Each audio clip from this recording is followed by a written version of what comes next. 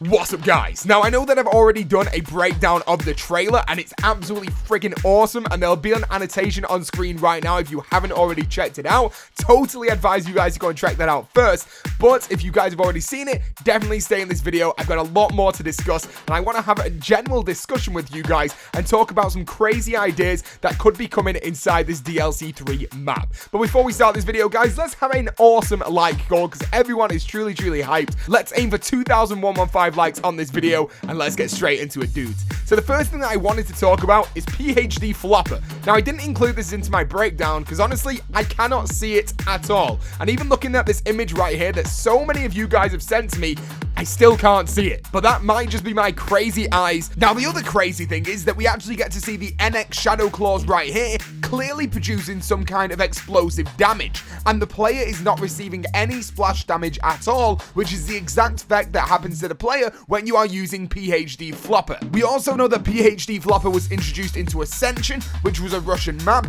and now we're in Stalingrad, which is also a Russian map. This could not be that much of a long shot, really. But let's talk about PhD Flopper for just 1 second. So PhD Flopper, if you guys have never used this thing before, basically allows you to flop, and when you dolphin dive and flop, you explode and kill all the zombies, which is crazy. And also you get 0 fall damage. Now that's my main thing about this. Fall damage is awesome, and that is the best thing that I like about that perk. But what about the whole flopper part? So we can't technically have PhD Flopper because dolphin diving is no longer in zombies.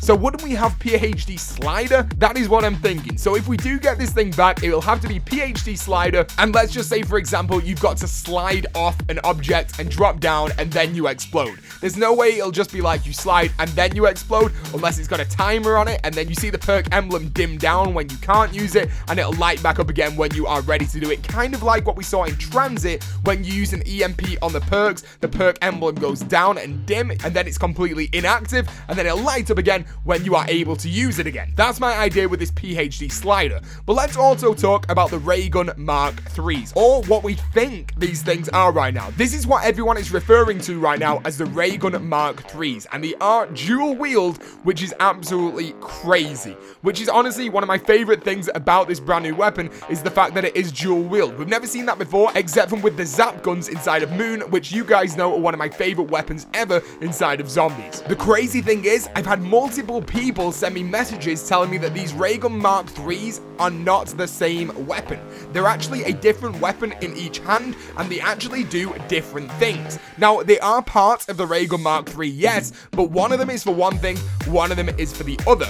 And the way that people are describing it right now is that one of them is the actual Raygun bullet, so just the same as a normal Raygun, and the one on the left hand will do something completely different, kind of like slow the zombies down or do something different in general. And that's the way that I hope that Treyarch has gone with this. I don't want just a dual-wield ray gun. I want it to be something different, kind of like what we got with the Raygun Mark 2, where we could shoot through hordes of zombies. That was different to the Raygun Mark 1, and that would be absolutely amazing if we could get that kind of thing back into zombies. Something that I did point on a little bit inside the trailer was the brand new shield, and the fact that it fires out this green kind of weaponized 115 color kind of liquid or smoke or whatever it is. And I actually wanted to go a little bit deeper with you guys right now and talk about what this could possibly be. So we can notice that we no longer have the rocket shield that we've seen in Shadows of Evil and also Der Eisendrache. There's no rockets attached to that, so there's no more boosting, which is pretty awesome. I liked the boosting, but it got you out of a lot of clutches,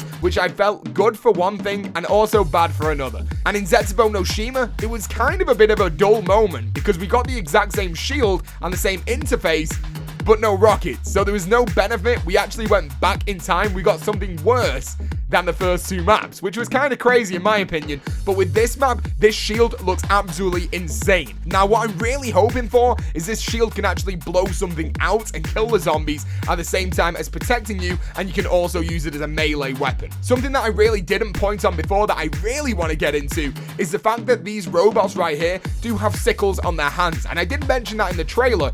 But what about if these sickles do break off and we're able to use those as melee weapons as well, and we still have the normal Bowie knife on the map, so we can either have the Bowie knife or we can also have these sickles. I think that would be a great idea as well. And the final thing that I've got to mention in this video, guys, is the PPSH. Now, I know you guys are so hyped about this PPSH, and so am I, but you know what I'm really hyped about?